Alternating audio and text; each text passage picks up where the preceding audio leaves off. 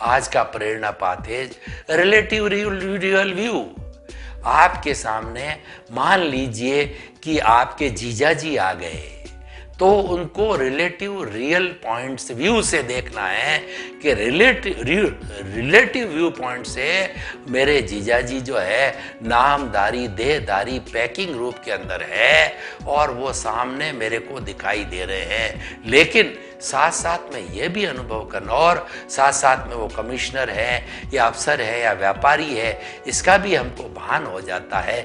ये सारा relative view point है, लेकिन हमें साथ साथ के अंदर तुरंत जो है रियल व्यू पॉइंट भी मालूम पड़ जाना चाहिए कि इनके भीतर जो शुद्ध आत्मा विराजमान है, मतलब हर प्राणी के अंदर भीतर जो है शुद्ध आत्मा की हमें अनुभव करना चाहिए।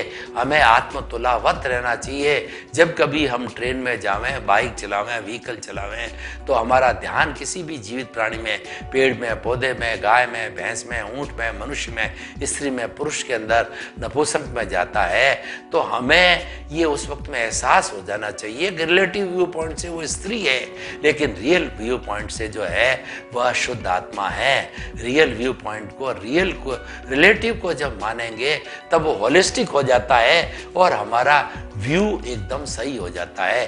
क्योंकि खाली आपने अगर रिलेटिव को ले लिया तो हम राग द्वेष में चले जाएंगे, हम अज्ञान में चले जाएंगे, और हमें जब हम रिलेटिव से रियल दोनों व्यू को समझते हैं तो रियल व्यू को समझना ये ज्ञान है। तो दोनों का हमें कॉम्बिनेशन करना पड़ेगा, क्योंकि रियल रिलेटिव दोनों जुड़े हुए हैं। रिलेटिव तो भुगतान के लिए है और रियल हमारा अस्तित्व है। दोनों को हमें समझना पड़ेगा, दोनों को हम अलग नहीं कर सकते हैं। इस सिक्के के दो पहलू है, ऐसा कोई सिक्का नहीं होता जिसके एक सरफेस होती है, दोनों उसके पहलू है।